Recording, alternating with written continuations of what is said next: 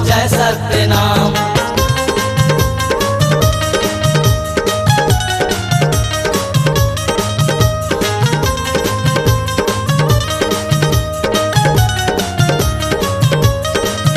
ये डीजे में पंथी गाना बजते है, डीजे में पंथी गाना बजते हाँ, हैं। लइका सियान सब मिलके नाचते है। लइका सियान सब मिलके नाचते अरे हैं। डीजे में पंथी गाना बजते है, लइका सियान सब मिलके नाचते है। श्रद्धा है मन में खुशी है अपार, गुरु बाबा के जय जयकार। ये दे आगे 18 दिसंबर गुरु बाबा के जयंती तिहार। ये दे आगे 18 दिसंबर गुरु घासी के जयंती तिहार।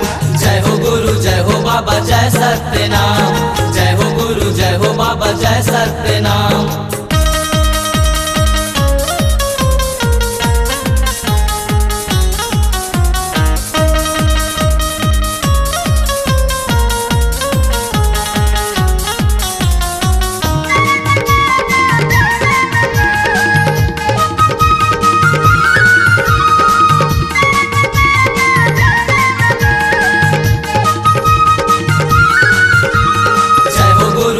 बाबा जय सत्यनाम।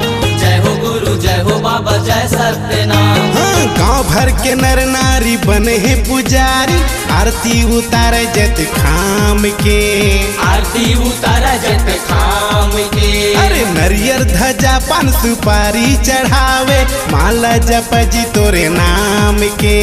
माला जप जी तोरे नाम के। हाँ, गांव भर के नर नारी बने तोर पुजारी, आरती उतारे जते खाम के। नरियर ध्वजा पान सुपारी चढ़ावे, माला जप जी तोरे नाम के। राजन रंगीला तोरे महिमा गावते हैं। राजेंद्र रंगीला तोरे महिमा गावत अरे है। भगत मन के भागे जागत है। भगत मन के भागे जागत है। श्रद्धा है मन में खुशी है अपार, बोलो गुरु के जय जयकार। श्रद्धा है मन में खुशी है अपार, घासी बाबा के बोलो जय जयकार। ये दे आगे जी 18 दिसंबर गुरु बाबा के जयंती तिहार। ये दे आगे है 18 दिसंबर गुरु बाबा के जयंती तिहार। जय हो गुरु जय हो बाबा जय सत्यनाम। जय हो गुरु जय हो बाबा जय सत्यनाम।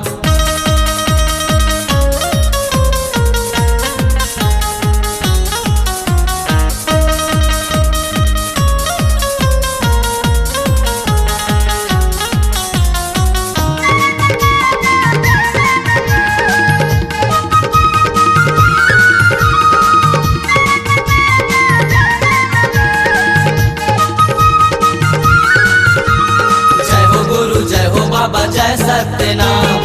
जय हो गुरु जय हो बाबा जय सत्यनाम। तोरन पता का झालर सजे है, चारों खुटे अंजोर बगर गेगा। चारों फुट अंजोर बगर गेगा। अरे गिरोधपुरी सही लागे गाँव गाँव है, माया तोरे बरस गेगा। माया तोरे बरस गेगा। हाँ, तोरन पता का झालर सजे है, चारों खुटन जोर बगर गेगा।